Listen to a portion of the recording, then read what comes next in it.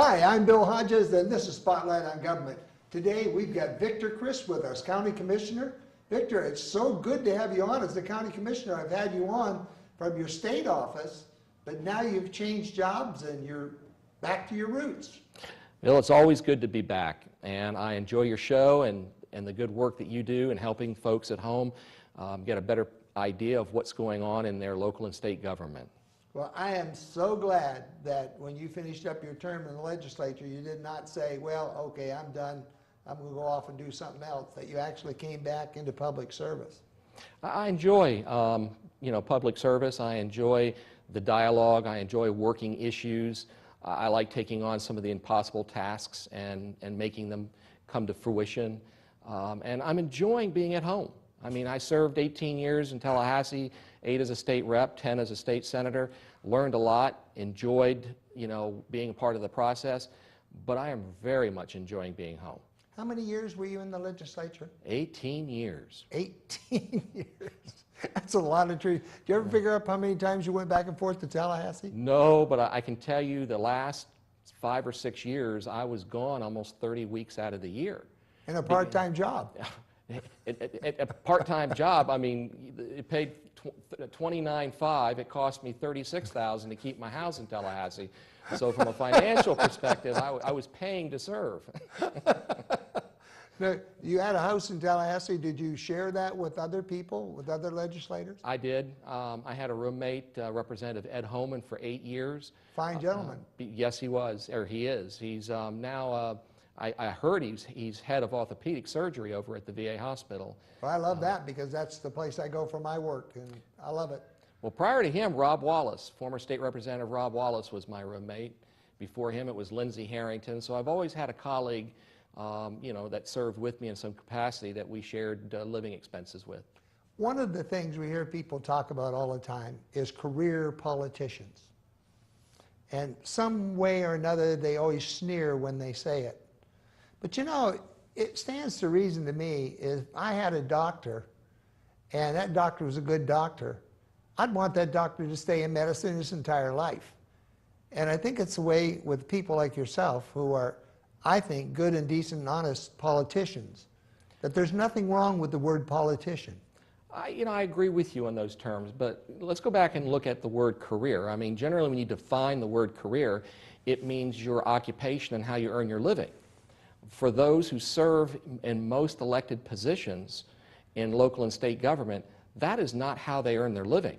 That is their passion. That is their service.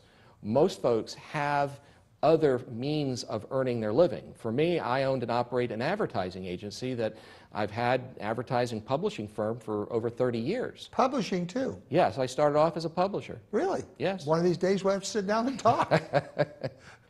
Oh, I remember those days when we'd finally go to press and I'd be standing there, watching the publication come off the press, and the smell of the ink and the sight of our product, coming to reality was a rewarding feeling. Not as much fun today with the machine that goes. Oh, I imagine today is a lot simpler. It probably happens faster, so you have a little extra time to sell ad space. But my roots were in publishing, and then we advanced into advertising. Let's talk about the county commission. What is the difference now that you see from having served all that time in the legislature to now serving a section of the county, the whole county, but being responsible for that section particularly? Well, there are 3 significant differences. The most significant difference, which was challenging for me to make the transition, was the fact at the state level you get work done by building coalitions and working with your colleagues to develop a product that's a consensus and getting enough votes on board through consensus building to get something through. It's just the opposite at local government. You're not allowed, because of the sunshine laws, to discuss any public business whatsoever with any of your colleagues until after it's done. Really? So you're starting from scratch and you're guessing and you're having to basically produce a product on the fly, working off the ideas. And that was very different and very challenging. The second would be at the state level, you're a policymaker. you're a significant 2 or 3 arms lengths away from the judicial process. At the local level, in the county commission, one day we're a policymaker, another day we're having judicial, quasi-judicial hearings on land use, another day we're making administrative decisions. So we wear many different hats at the local level. In Hillsborough County, not unlike the rest of the state, I was reading an article in today's paper that was talking about the reduction of employees, and that the state of Florida per se has the lowest ratio of state employees to residents in the state, of any state in the union. And it's going to get worse going into next year. What about the county? How are we set up here to be able to serve the people? Do we have sufficient employees? Are we going to have to cut back, or is there expanding? You know, it's far more a paradox than the public really understands. You know, in the private sector, when the economy takes a nosedive, sales go down. When sales go down, revenues go down. When revenues go down, you cut positions, and everything shrinks proportionately. In government, during a recession or a depression, it's just the opposite. The workload increases. The demand on services and product increases, yet revenues go down. So in government, you've got to be able to do more with less. And you still have the people to serve, period. Yes, you still do. And you know, that's the challenge that we're faced, whether it be local, state, or federal government, is how do you increase services? How do you improve services? How do you do more with less resources, less money, less staff, less everything? When you do less and you spend less, that's almost a curve that takes us going down. There's a problem here all over. There's not a problem in the United States with money. There's lots of money out there. The problem is getting that money moving. And if the county doesn't make it move, who else is going to make it move? Well, that's where we're looking to partner with the private sector. We're looking at new and innovative ways to get the cash flowing again. In Florida, one of our biggest industries has been tourism, along with real estate. And what we're doing in both of those industries is, one, we're looking at all of our rules, restrictions, and regulations, seeing how we can streamline them to eliminate the costly, expensive time that it takes to get things done through the bureaucratic red tape process. We're looking at how we can help the small investor come forward and see and realize a return quicker on their investment. We're looking at providing incentives to do that, like the $2 million we put up for the EDC to go out and provide incentives to businesses to grow in the Bay Area, or the $500,000 we put up for small businesses to help pay for 3 new employees on the payroll to help them grow their staffing.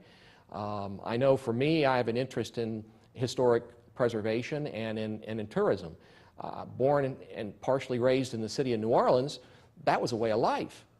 And I go to other cities, Savannah, Georgia, St. Augustine, Florida, Charleston, Carolina. I mean, the list goes on of communities that have built viable industries off of cultural and historic tourism. What's different here in Tampa than is different in Savannah or New Orleans or wherever? What don't we have that we should have? We haven't made cultural activities and historical venues a priority. We have not been able to bring them in and market them as we do our sports venues or our museums or our port or our airport. We've got to look at the bigger picture, the sum of all of our parts, and bring them together in a master plan that makes this a destination location. There's 15 million or so tourists that come into Hillsborough County annually, but only 4 million of them stay overnight. They either get on a cruise ship or they drive on out to the beaches or Orlando, but they leave. 15 million come in, but only 4 million stay here one night? Yes, and we need to change that. Yeah, I would think so. We need to get at least double that figure. We need at least 8 million. Just think we got $10 a head from each of them. Well, you look at our hotel rooms, our restaurants, our shopping centers, our tourism venues. We have a lot of potential opportunities to capture that tourist dollar and keep it floating through 1, 2, 3, 4, 5 hands before leaving our community. And that's the secret to true economic success. I know when we have guests come into our house, they say, what do we go see? And we take them over to see the pier in St. Pete. Now, Busch Gardens, but that costs $60, $70, $80, $90 a piece to go to. I mean, you get a year-long ticket, but they're just visiting for a little bit. That's great, but and actually, Ybor City, there's not a lot to see if you don't jump from bar to bar. I have real problems. We went to the aquarium, but again, there's a fairly substantial ticket there. And you go to a place like Savannah, you can travel all over the city. You buy one ticket, you ride their tour buses all over. They give you a neat tour. There's buildings preserved and things you get to see. But what can we do here? Well, when you look at tourism dollars, what am I missing, I guess? those that are in the senior years of their employment spend the most on tourism, and your early retirees that want to get out and do what they hadn't been able to do, and now they got the money in the pocket to do it. When you look at and you study and you poll them, you find that the majority, almost 3/4 of them, look for the experience, not just the destination that we're going to the beach. They want the total experience, the lifestyle of that experience. And that's what we need to cultivate here in the Tampa Bay area. We need to work with our neighbors on the beaches. We need to work with our neighbors that have the other museums like Ringling and you know, what Pinellas County has to offer. We need to package ourselves as a whole base, a whole destination where there's many things to do. Stay here and go to these other places. Don't go to those other places. Absolutely. I mean, in New Orleans, you could take cemetery tours of the historic cemeteries. Right. During the day, it's about the artifacts. At night, it's, you know, the motif and of potentially haunted tour. But well, you know, people pay to go. The trolley ride there in New Orleans. The guide, as you're going along, gives you all these little bits and pieces of information about New Orleans. Yes. Or the wonderful homes in the Garden District that open up one day a week and allow tourists to be able to see, you know, what has been preserved, wonderfully preserved. Do we have an active Convention and Visitors Bureau here? I don't see anything of them, so I really don't know. We do, and they do a great job of attracting, you know, conventions to our convention center. But when you speak with them, there's a lot more that we, the local and state lawmakers, can do to provide opportunities for the visitors to spend more money and spend more time here with more things to do. I mean, just imagine if we had what Seattle has, which is a hovercraft that goes from Seattle to Vancouver, from Seattle to Victoria. I mean, if it went from downtown Tampa to downtown St. Petersburg, to the beautiful beaches of Anna Maria, back to Tampa, and you could be in any one of those areas in 15 minutes. Think of what we could offer. Orlando, Miami couldn't compete. Oh, you know, I'm a little bit upset that we don't have our rapid transit. To me, the idea of this beautiful airport, for those of you who are watching this show around the world, and by the way, we do have a lot of people looking at this show on the web all around the world. We have one of the most civilized airports you're ever going to fly into. It's a wonderful place to come in and out of, and it would have been so nice to have that rapid transit back and forth from the airport. Well, you know, there will be opportunities in the future for us to look at. One of the issues that I'm slowly cultivating is I'm trying to get all three, both Hillsborough, City of Tampa, with the Tampa Port Authority, looking at the option of, with Manatee, partnering and collaborating with them and with City of St. Petersburg to get all three port sites coordinating with each other. Because I really believe that if we were working together as a single port destination, we could go after a lot new business. Environmentally, it'd be very challenging to widen and deepen the channel all the way through the center of Tampa Bay from the mouth of the Gulf into the Tampa port. It'd be a lot easier to do that into Port Manatee, which is right over near the Skyway. So I imagine there'd be a turf war there. Well, if they're all working together through either some kind of cooperative partnership or, let's say, one port authority, then that turf war, those silos come down. Manatee has 1,000 developable acres adjacent to their port that has minimal environmental impact. A lot of Tampa's port's dirty industry could be relocated to that site without the fear and the threat of losing it. Okay. The Tampa port could then go after cleaner business, which would be cargo, containers, because we have the rail lines, we have the truck routes, we have the transportation closer and better in place. Mr. Wainio, by the way, is coming on the show next month. Be a good question for him. And possibility of reopening Port St. Pete.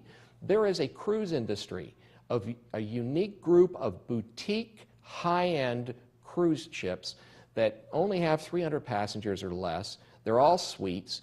To get on one of these high-end cruises, you have to fly into a destination in the Caribbean or the Mediterranean because they only like to depart from port of calls that are destination centers. When you look at St. Petersburg, it is a wonderful, romantic, charming downtown district with a lot to do. Oh, the museums and everything? Oh, all very close. Very you easy. have... Plus, they've got the little trolley that goes around for $1 and you go do the whole thing. Yes, you've got boutique restaurants, you've got antique shops, you have little artistic nightclubs and adult venues, you have museums, you have a wonderful park, you have world-class hotels that are historic. There's a lot there for someone who flies in to stay a couple of days, enjoy the environment, get onto a small boutique cruise ship, enjoy the Caribbean, and come back. And if we were connected between downtown St. Pete to downtown Tampa, then what we have to offer here would be part of that venue. So there's so much we can do. Regional cooperation. Absolutely. Regional thinking. You know, the hardest part, though, Commissioner, is that we have a difficult time here in Hillsborough County getting regional thinking between the county and the city of Tampa. Well, that's I improving. keep having people, because I live out in the county, saying, well, that's Tampa, that's not us. And I ask them, how many people fly into Brandon? They just don't do it. But it's really hard to get these people to think of us as a region rather than as our little Brandon, Salem City Center, Tampa, Carrollwood, or whatever. Those silos are coming down. You've got 7 quality people serving on the county commission, all of which bring something unique to the table. You have far less bickering and internal fighting as we've seen in previous years with previous administrations. You've got very competent people now in key administrative positions in the county. We have a mayor that is more open-minded, more openly thinking, more regionally thinking, that is working closely with the Board of County Commissioners. You've now got Plant City and Temple Terrace sitting at the table we have a far more inclusive process than we've seen in over 2 decades. I am very excited about our current county commission. Each one brings something unique to the commission. Oh, I believe that and I know that. I served with Les Miller 18 years in the legislature, or a little less than that, maybe 16 years, because I think he left before I did. And no, we didn't always agree on everything, but we agreed to disagree. And the same with Sandy Merman. I mean, she was a champion for children and families and is an expert in those issues. And to have her on the county commission means we now have someone not only with the passion, but with the expertise to be able to know what needs to be done and how to do it. Wasn't she the first female Speaker of the House? She was the first Speaker designate, Speaker-elect. Okay. She never actually made it to Speaker, but she was the number 2, Okay. kind of like the Vice President. Oh, okay. Well, that's pretty close. Yes, and she worked hard to achieve it. Before we get done, one of the things that's been really hot over the past months is the trash situation in this county. And very honestly, I'm going to tell everybody, I'm really happy with the guys that pick up my trash. They're neat, they're clean, they do a great job. I never have to call them about a problem. And now there's a big hubbub about going out for new contracts because there's a lot of information being thrown all over the place. What's going on? Well, first, it never hurts to always go back and double check. You know, getting bids on the table and having bidders bid on the bids, it always helps to know, what is possible. But you got to exercise caution. And, you know, there were a few of us, myself, Commissioner Miller and Commissioner Hagan, that were concerned because we've got a 92% satisfaction rate. This is the one service that Hillsborough County offers that 92% of the public is very satisfied with. And sometimes, you know, if it's working, you be very cautious in changing it. We wanted to make sure that when we go out for bid, that all of the issues are written into the RFP, meaning we want to make sure that the quality and standards that the public demands and has become accustomed to is what everyone is bidding on. Because if you just throw it in the air and say, okay, give me the lowest bid, and then go with the lowest bidder, there could be a drastic change in service in order to get that cost down. And the public has made it very clear they are satisfied with their service. They want it at the cheapest rate, Sure, but they want we all do, but service. you have to make a profit to stay in business. And in this kind of economic climate, people are taking business just to keep the doors open. But that doesn't mean they're going to do it right. Well, we've got a good recycling program. We want to make sure that it remains intact, that we aren't using our recyclable material to offset shortfalls, you know, at the incinerator, because we guarantee the incinerator and the company that runs it, you know, a certain tonnage, and I understand we've been falling short on that and having to cover the shortfalls. We need to make sure that we're able to cover the shortfalls, but we're not doing it by sacrificing our recycling efforts. We also want to make sure that we don't, you know, overburden the homeowner with the shortfalls in the business sector side of the garbage pickup. So there's a whole lot of complicated issues that circle around this. It isn't that you just say, hey, give me the bid. You've got to be specific in what you want, and so that when everyone is bidding on it, you know it's a level playing field. I would like to see, personally, I don't like low bids. Once a guy said to me he didn't like to fly, and I said, why? He said, well, I'm at 20,000 feet in a vehicle being piloted by somebody I don't know, made up of 100,000 parts, all bought from the lowest bidder. And I'm not sure that I want my trash picked up by somebody who just is the lowest bidder. I don't want to have to worry about going out and sweeping up after them. I don't want my cans all damaged. You know, yeah, they'll bring me a new one, but how soon? These people bring one out within a week. Well, that's a concern that we've heard from the public. You know, if you're going to save me 50 cents a month, that's great. But if they're banging my cans up so I've got to replace them once every 6 months, then it's not cheaper, it's more expensive. You know, if I neatly bag my garbage and I come home and I'm out there having to rake it up twice a week, that's not good. You know, for the extra 50 cents, my time is worth more than that. So you're absolutely right. We've got to make sure that the service, the good quality service that the public has become accustomed to, remains intact, and that we get the best price on it. That gives us best value. I think there has to be some penalty clause worked into it, that if they don't maintain at least a certain percent, right now you say 92% appreciation of it, that they don't maintain some kind of percent, that they get penalized. That's an option. Just the idea that they might lose the contract to a bid next time around is not necessarily a good thing. Well, you know what could be written into it is annual or semi-annual assessments, and that they've got to meet a certain standard and level in order to maintain the account. You know, that's not unusual in the private sector. I don't see why we couldn't do that in the public sector. I always give my guests an opportunity to talk directly to the people that put them into office, and assure those that didn't put them in office, you're still going to represent them. Would you like to take a minute and talk right to the camera, to the people that you represent? Sure. I first would like to thank you for allowing me to serve you, first in the Florida House for 8 years, then in the Florida Senate for 10 years, and now in the County Commission for 2. You know, I'm up for re-election in this November, along with most others, because it's a reapportionment year, and I've appreciated the opportunity to serve. I live here. I'm raising a family here. This is my home. I want to know that we have the highest standard and quality of life for our generation and for our generations to come.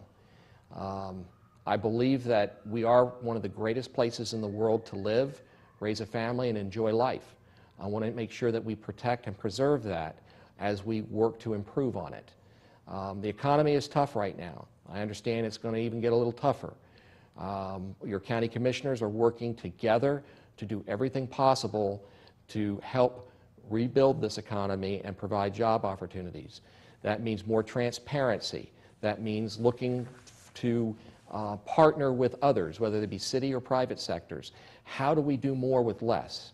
And please feel free to call my office, write my office, email my office.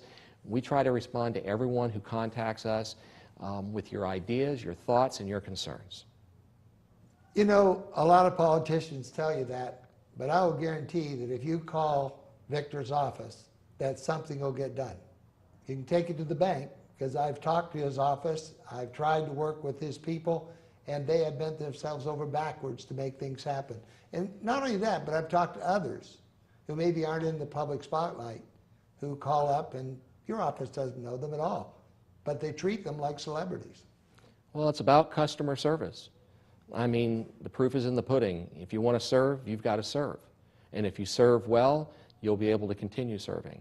And, you know, it's, yes, every once in a while there's someone that we're not able to help, or, you know, there's a mistake that is made. We're human. But we try every effort to provide the highest standards of quality of service that is possible. One last question in less than 30 seconds. What would you say to someone with all your vast experience that's thinking about going into political office? First, get your personal life in order. Make sure that you have a good, stable home life and a good, strong support base. Secondly, toughen up. You got to be thick-skinned.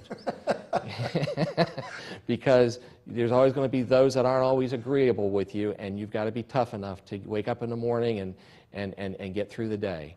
Third is, there's no better way to make a significant difference and make your mark and leave something behind when it's your time to go than serving in public office.